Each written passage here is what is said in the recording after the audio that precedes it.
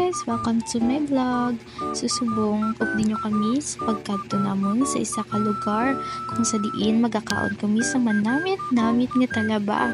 Kabalabla kamo guys, nga biskan alas 12 na sang udto, naglakat kami japon sa akong miga. Naghingagaw kami kadto dito kay basi, maubusan kami. Charot lang, wala kami to kakaubusan. Kabalo kami bala nga manamit magkaon sa talaba kung ugto adlaw.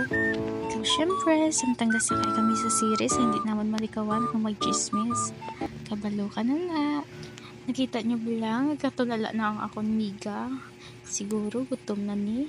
So, amo na siya guys. Tapuson ko lang danay ang amon din nga video. Kaya manaog na kami. Bye! So, hi guys! Ari na kami subong sa Antolos Talabahan. Pag-abot namon, nag-order kami dayon sang amon pagkaon. Tingala ko nga nadula ang akon nga miga, ay abaw, ari na siya gali nag-una plus star. Tungod nga wala kami klase sa amon nga eskwelahan, abaw, ari kami di naghagaday lagaw.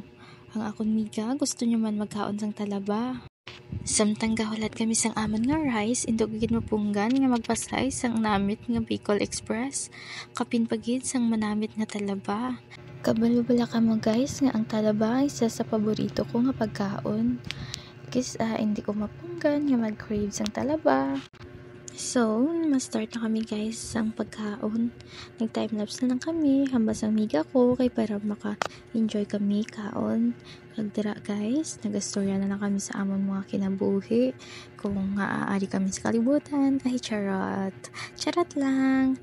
Istorya kami kung paano naman maubos ang 50 pesos nga talaba kay tungod madamo na siya kag namit pa. Amo na siya guys. Dira lang tada na asta. Bye bye.